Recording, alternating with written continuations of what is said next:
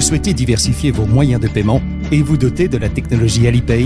La loi et la réglementation bancaire exigent un nombre incalculable de documents allant de la pièce d'identité à la déclaration de bénéficiaire effectif. Cela vous prend trop de temps et d'énergie? Pour cela, il vous suffit simplement d'entrer ID.me dans la barre de recherche de votre navigateur.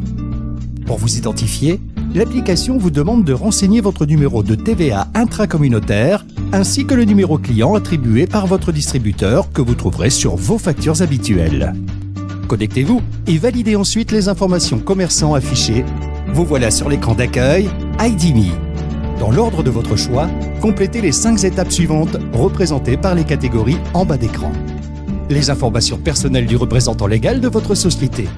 Le justificatif de domicile du représentant légal. Les informations personnelles du ou des actionnaires détenant 25% ou plus du capital social. Les informations du point de vente. Les informations bancaires du commerce.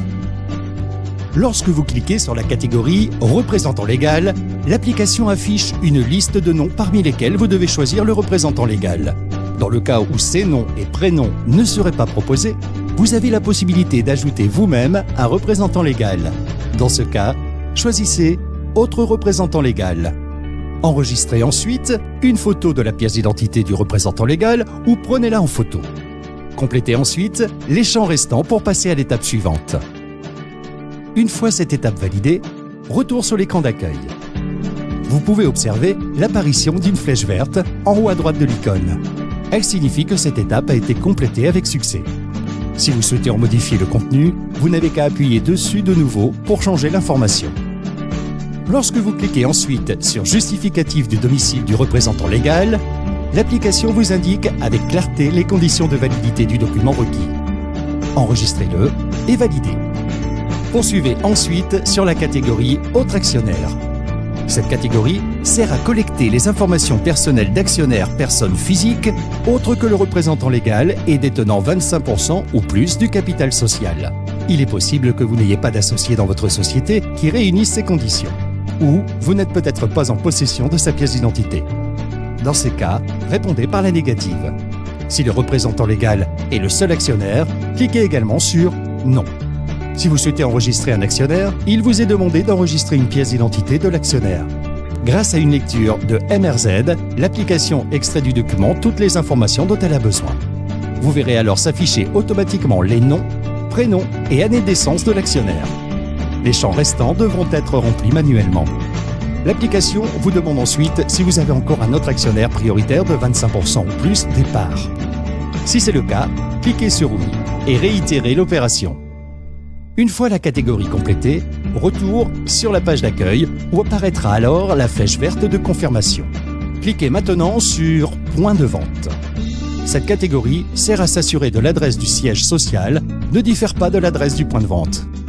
Vous avez alors le choix de valider ou d'invalider l'adresse affichée automatiquement. Si vous invalidez, vous devez rentrer manuellement l'adresse appropriée. Validez la nouvelle adresse et passez à l'étape suivante. Il vous est alors demandé de fournir une photo du point de vente. Pour vous faciliter la tâche, l'application propose d'extraire une photo de Google Maps à partir de l'adresse renseignée. Une fois la photo enregistrée, validez pour compléter la catégorie. Cliquez enfin sur « Informations bancaires ». Les informations bancaires de votre commerce seront automatiquement affichées par l'application. Si vous les validez, vous pourrez être régulièrement payé par Alipay et son partenaire bancaire homologué par les autorités bancaires Cyberservices. Si vous les invalidez, vous devrez rentrer manuellement l'IBAN, le code BIC et le nom de la société titulaire du compte. Afin d'éviter toute erreur humaine, l'application vérifie les informations fournies grâce à un vérificateur d'IBAN. Une fois les informations validées, enregistrez une photo du RIB de votre société. Retour sur l'écran d'accueil. Les 5 catégories sont désormais complétées. Place désormais à la signature de votre contrat. Cliquez sur le bouton « Signer le contrat » pour signer votre contrat et obtenir votre identifiant commerçant Alipay. Le représentant légal doit alors signer son contrat avec Cyberservices. Afin de lutter contre les fraudes, la réglementation impose aussi au représentant légal de signer une déclaration de bénéficiaire effectif, même s'il détient moins de 25% des parts. Une vérification téléphonique viendra ensuite compléter votre signature électronique par réception SMS d'un code à usage unique. Entrez ce code puis valider. Il reste enfin à recevoir une copie de votre contrat par email. Indiquez l'adresse email où vous souhaitez le recevoir. Cette adresse servira pour les correspondances futures. Dans les documents qui vous parviendront par mail, figurent la ou les déclarations du bénéficiaire effectif, du ou des actionnaires, si vous les avez enregistrées. Si vous avez omis d'enregistrer un actionnaire propriétaire de 25% des parts ou plus, pas de problème.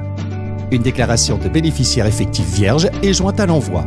Vous devrez leur demander de signer ces documents et de les envoyer par la poste à l'adresse indiquée. Votre dossier sera ensuite traité par le partenaire bancaire en quelques jours. Une fois votre identifiant commerçant Alipay obtenu, l'écran d'accueil se transforme et affiche 3 catégories que vous pouvez consulter autant de fois que vous souhaitez. Votre contrat, auquel vous avez le droit d'accéder quand vous voulez, vos identifiants commerçants et vos informations bancaires que vous devez pouvoir modifier si elles viennent à changer.